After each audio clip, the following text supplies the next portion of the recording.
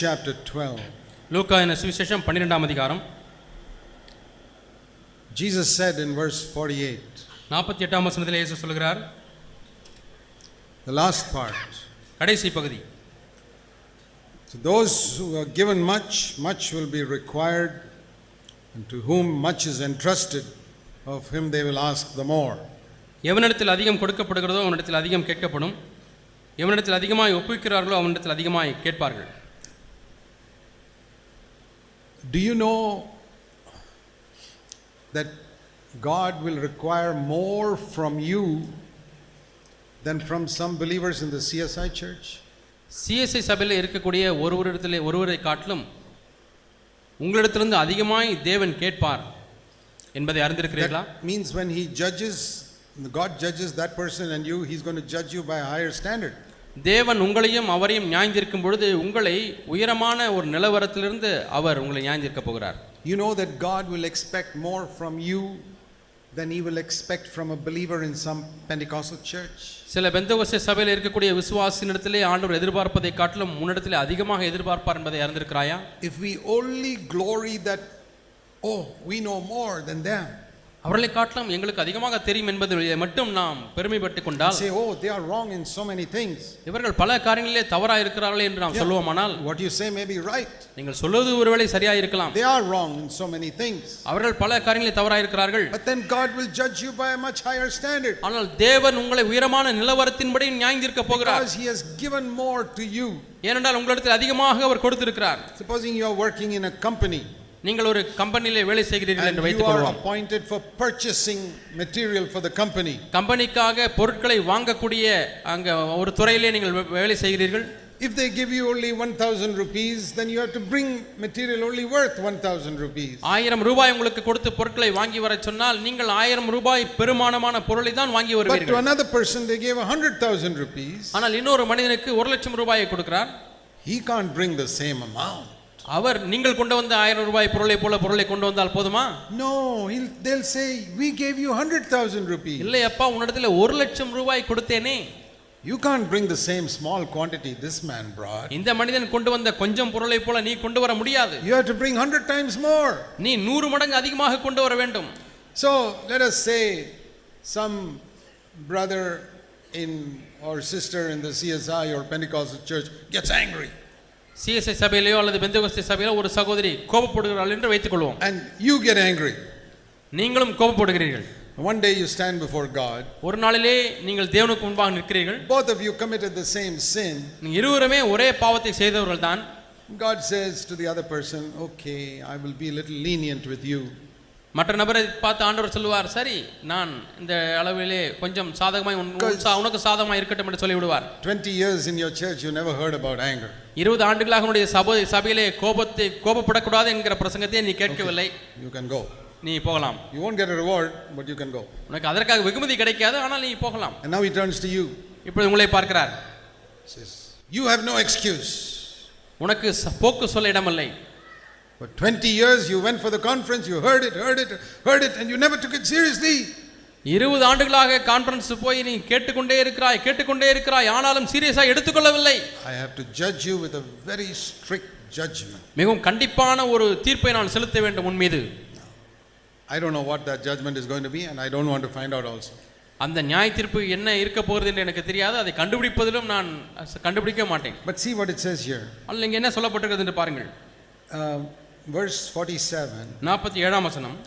The slave who knew his master's will and did not get ready, he'll receive many lashes. தன் எஜமானுடைய சித்தத்தை அறிந்தும் ஆயத்தமாயிராமலும் அவனுடைய சித்தத்தின்படி செய்யாமலும் இருந்த ஊழியக்காரன் அநேக அடிகள் அடிக்கப்படுவான். But that person in some other church who did not know it, ஆனால் வேறொரு சபையில இருக்கிறவன் அறியாதவனாய் இருந்து and did the same things, அதே காரியத்தை செய்தால் he will also be punished but much less.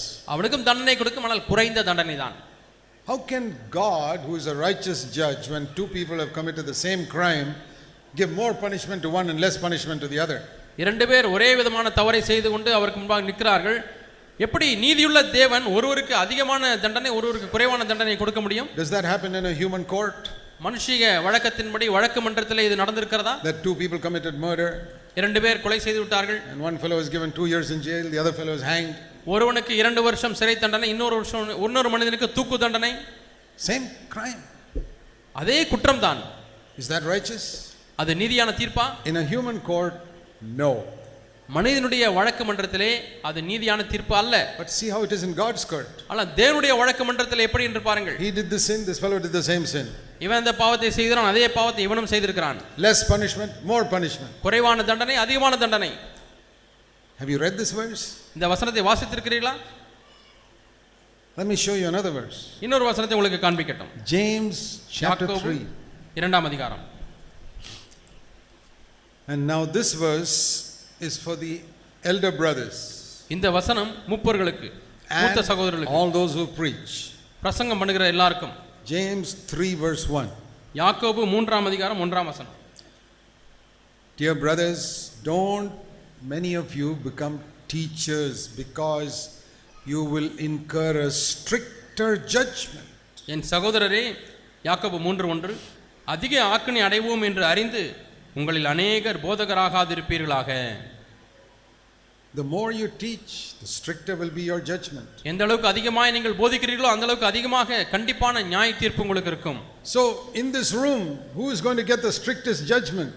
ஆகவே இப்பொழுது இந்த அறையிலே யாருக்கு மிகவும் கண்டிப்பான நியாய தீர்ப்பு கிடைக்க போகிறது? Me. எனக்கு தான். He won't get so much. He'll say, Lord, I only translated. இவர் தப்பித்துக்கொள்வார், ஆண்டவரை நான் மொழிபெயர்க்க மட்டும்தான் செய்தேன் என்று சொல்லி தப்பித்துக்கொள்வார். No, he is only translating. அவர் மொழிபெயர்ப்பு மட்டும்தான் செய்கிறார். It's a very serious thing to teach and preach a standard. தேவனுடைய போதனைகளை போதிப்பதும் பிரசங்கம் பண்ணுவதும் என்பது சீரியஸான காரியம். If I preach a certain standard of relationship with my wife and I don't live according to that standard, very strict judgment on me. கணவன் மனைவியினுடைய ஐக்கியத்தின் நிலவரம் இப்படித்தான் இருக்க வேண்டும் என்று போதித்து, ஆனால் என்னுடைய குடும்பத்திலே அப்படிப்பட்ட நிலவரம் இல்லை என்று சொன்னால் கண்டிப்பான நியாய தீர்ப்பு எனக்கு வரும்.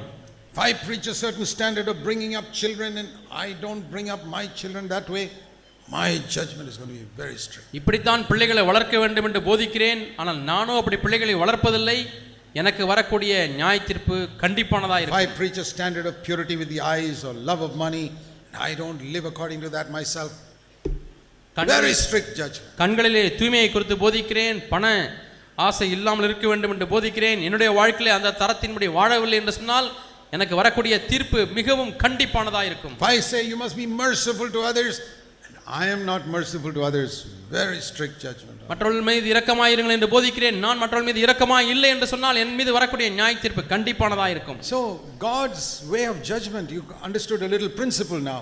ஆகவே தேவன் நியாயந்திருக்கக்கூடிய அந்த கோட்பாட்டை சற்று அளவு நீங்கள் அறிந்து கொண்டீர்கள். இப்பொழுது all will not be judged equally for the same crime. ஒரே குற்றத்திற்காக எல்லாருக்கும் அதே விதமான நியாய தீர்ப்பு கிடைக்க போவதில்லை. Why can't they do that on the earth?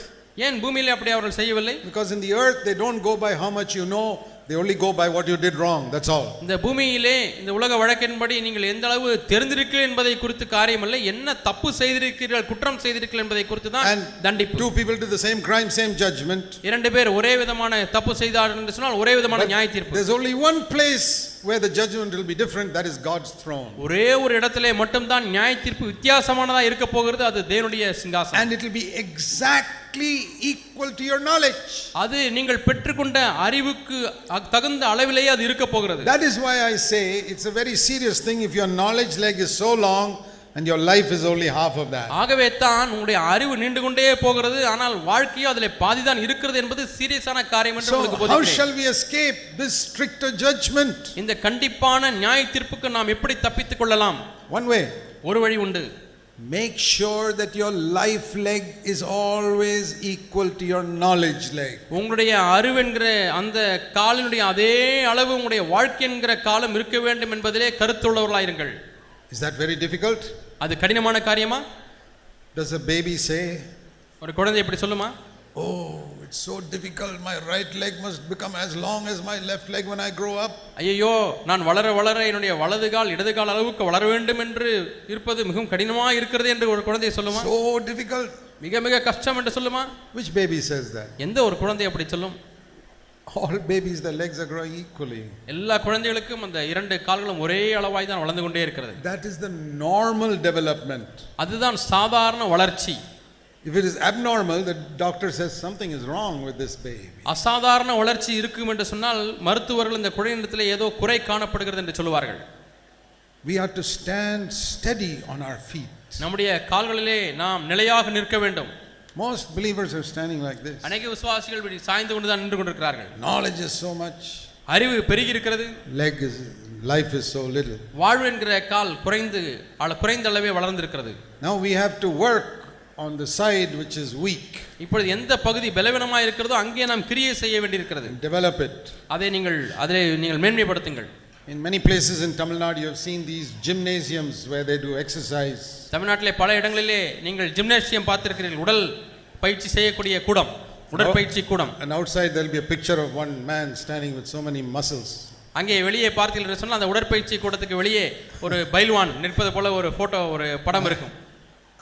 Sometimes I see that I'm surprised that a man has got so many muscles all over the place. சில சமயத்தில் அந்த படத்தை பார்க்கும்போது உண்மையாலுமே ஒரு மனிதனுக்கு இவ்வளவு தசைகள் இவ்வளவு பலம் கொண்டு இருக்குமா என்று ஆச்சரியப்படுகிறேன். Muscle here, there, all over muscles. உருண்டு பிரண்டு திரண்ட சதை. And they say, come to this gymnasium, we will make you like this. இந்த உடற்பயிற்சி கூடத்துக்கு வாருங்கள், உங்களையும் இது போல உங்களை மாற்றுவோம் என்று சொல்கிறார்கள். But supposing they had a picture like this. ஒருவேளை அந்த படம் இப்படி இருக்கிறது என்று வைத்துக் கொள்வோம். Where one side is all full of muscles. ஒரு பக்கம் உருண்டு பிரண்ட தசை வளர்ச்சி உள்ளது. The other side is all like a skeleton. மற்ற பகுதி பாதி எலும்பும் தோலுமாய் இருக்கிறது.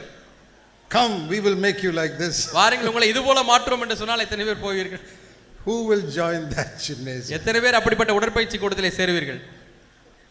Is that your testimony? இதுதான் உங்களுடைய சாட்சியா இருக்கிறதா?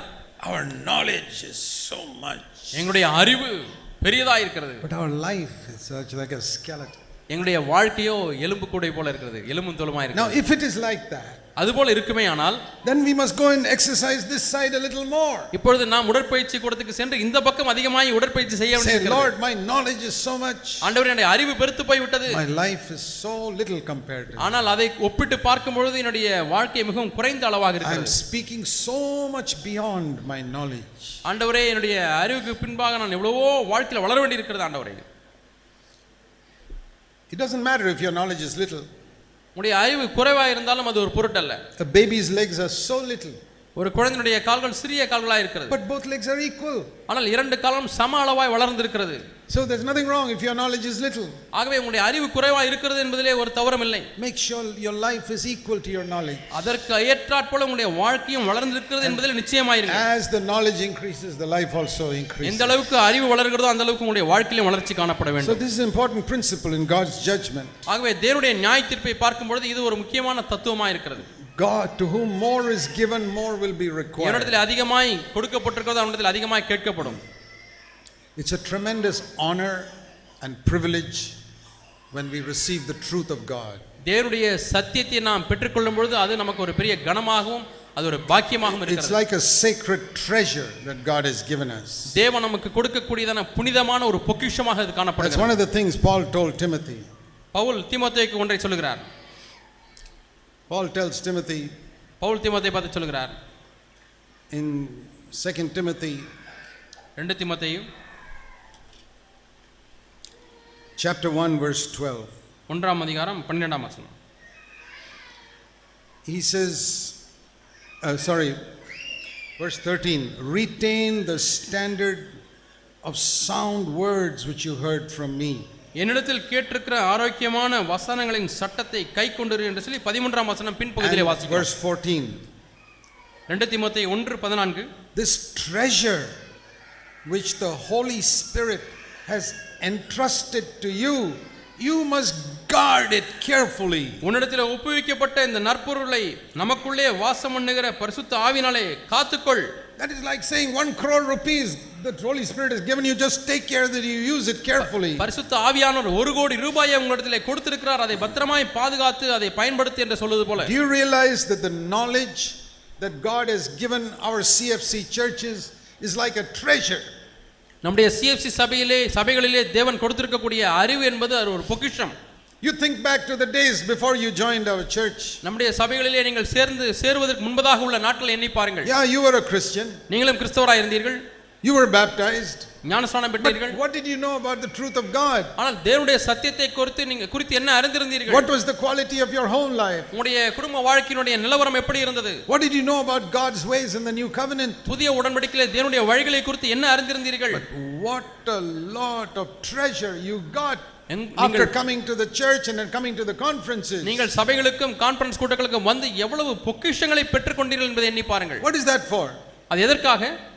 It's to be guarded carefully. அது மிகவும் ஜாக்கிரதையாய் பத்திரப்படுத்தப்பட வேண்டும், பாதுகாக்கப்பட வேண்டும். Make sure that all of this is converted into life. இவைகள் எல்லாமே வாழ்க்கையாக மாற்றப்பட வேண்டும் என்பதிலே ஜாக்கிரதையாயிருங்கள்.